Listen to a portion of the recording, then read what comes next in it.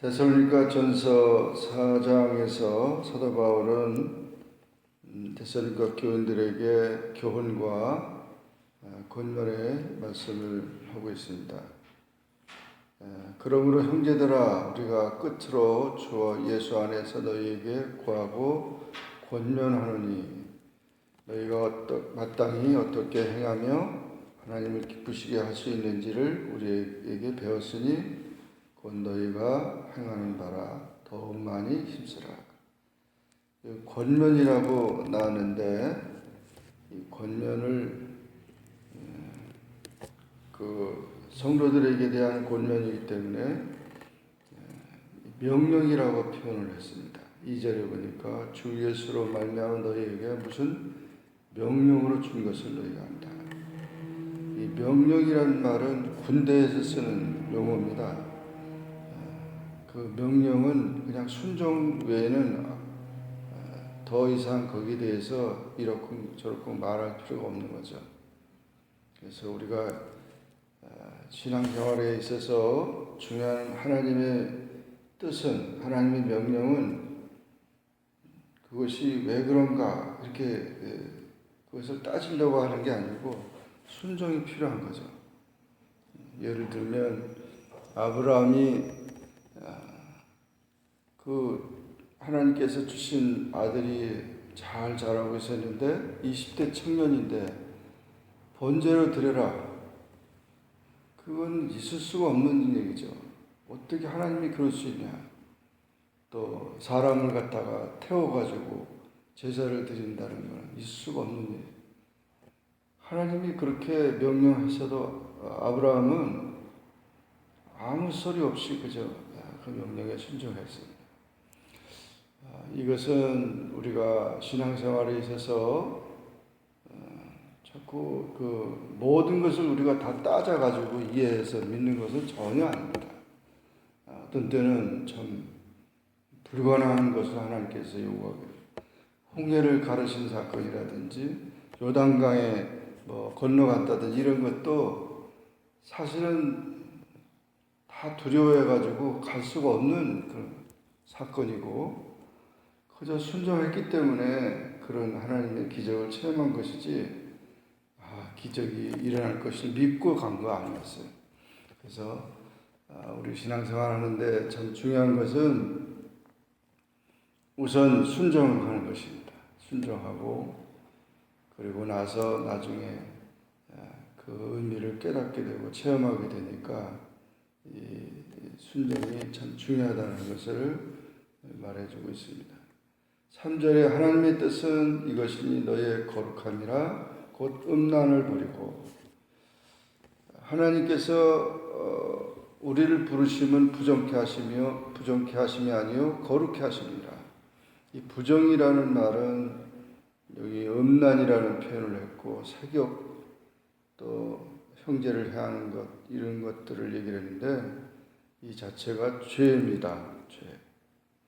근데 오늘날 이 죄라는 말을 쓰면은 사람들이 싫어한다 이래가지고 죄라는 말을 쓰지 않으려고 합니다.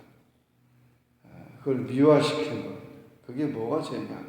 문화적으로 또는 그런 관습적으로 그렇게 하고 있어요. 분명히 성경은 죄라고 말하는데 세상에서는 그것을 죄, 그게 뭐가 죄냐라는 것이죠.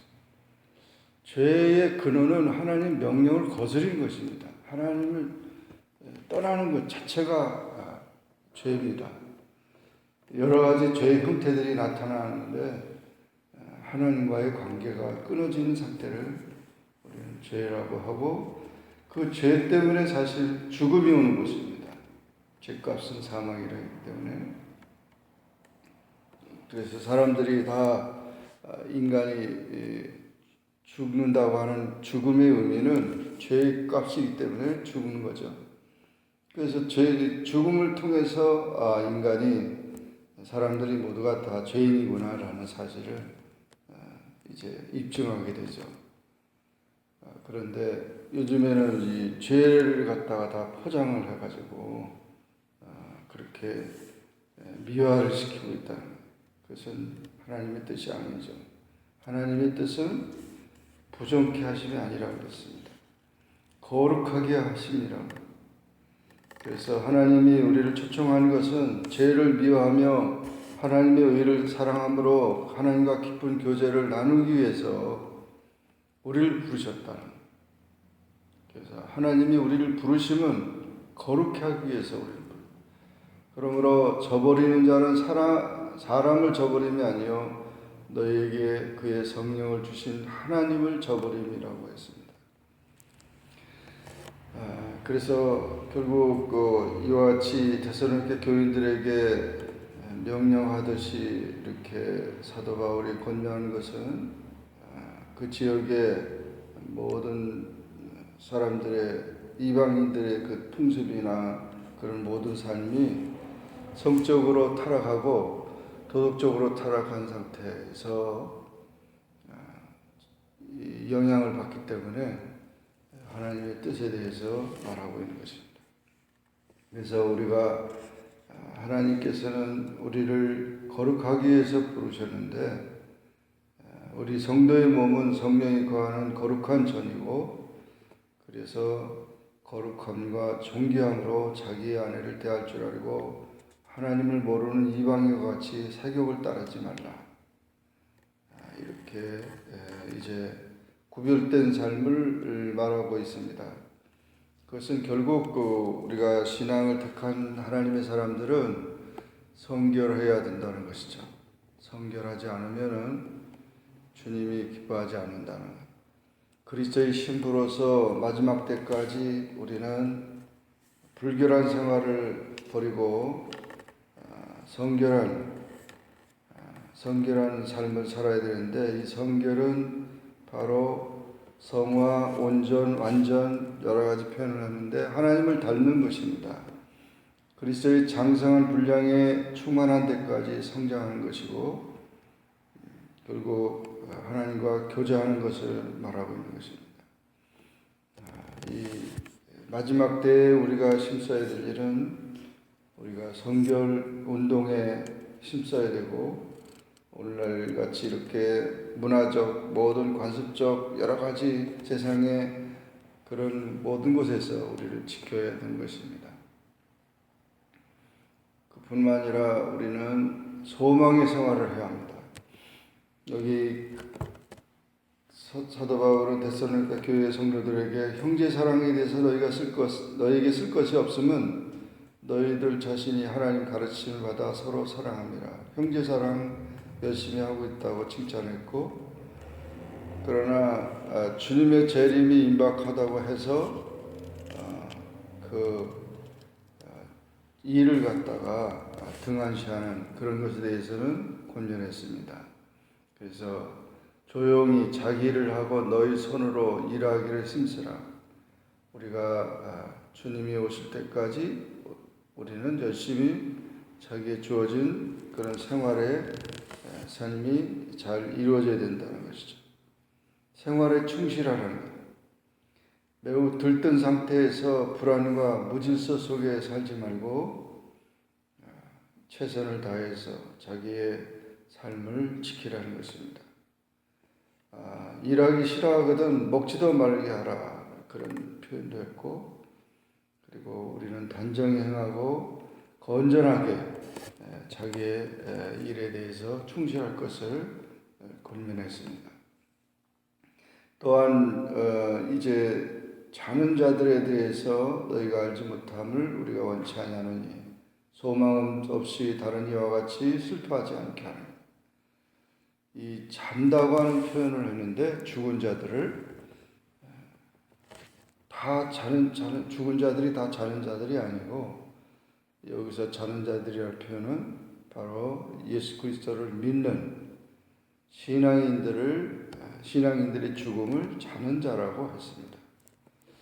그 당시 초대교회 당시에는 그 예수 믿는 사람들이 죽었을 때 그 묘비에다가 그가 잠들었다 이렇게 묘비에다가 썼다는 거죠. 그가 잠들었다. 주님이 오시면 깨우실 것이다 하는 거죠. 그래서 이와 같이 우리 죽음이라고 하는 것은 무슨 인생의 종말이나 또는 슬픔이나 그런 것이 아니고 사실 그리스도인의 죽음은 잠자는 것입니다. 그래서 안식이냐 형벌이냐, 사람은 누구든지 한 번 죽는 것은 정한 이치고 죽은 다음에는 반드시 심판이 있다고 했습니다. 심판이 형벌이냐 안식이냐, 절망이냐 소망이냐. 우리 그리스도인의 그 죽음은 형벌이 아닙니다. 절망이 아닙니다. 안식과 소망인 것입니다. 그러므로 우리는 주님이 우리를 이제 데리러 오시기 때문에 그런 주님과의 만남을 위한 그런 절차에 불과한 것이라는 것이죠. 그러면서 이제 자는 자들은 주님이 와서 깨우실 것이고, 살아남아 있는 자는 변화되어서 주께서 호령과 천사장 소리와 하나님의 나팔 소리로 친히 하늘로부터 강림할 때에 변화돼서 구름 속으로 끌어올려 공중에서 주를 영접하리라. 이것을 휴거라고 말합니다. 그래서 우리가 다 주님과 더불어 함께 만날 그런 놀라운 변화와 약속이 있는 것입니다. 이런 것을 통해서 서로 위로하라고 했습니다. 그리고 이제 우리의 구원이 온전해지기 위해서는 주님이 오셔야 되는 것입니다. 세상의 모든 질서가 또는 모든 세상의 타락된 모습이 나타난다 할지라도 오직 예수님만이 우리의 영원한 소망이고 우리의 희망입니다. 그러므로 주님을 기다리고 주님을 바라보면서 믿음을 지켜갈 때 우리의 이름이 생명책에 기록되어 있고, 주님이 오실 때에 우리가 다 들림 받게 될 것입니다. 이 말씀을 우리가 기억하면서 사도 바울이 권면하듯이 우리가 심사해야 될 일은 성결한 삶으로, 그리고 주님이 오실 때 우리가 주님 만날 소망의 그 약속을 붙들고 열심히 최선을 다하여서 살아가라는 것입니다. 이 말씀을 기억하고 오늘도 우리는 주님의 말씀대로 순종하는 그런 삶이 되기를 주의 이름으로 축원합니다. 기도하겠습니다. 사랑의 주님, 감사합니다. 오늘도 주님 앞에 나와 기도하게 하시고 주의 말씀을 상고하게 하시니 감사합니다.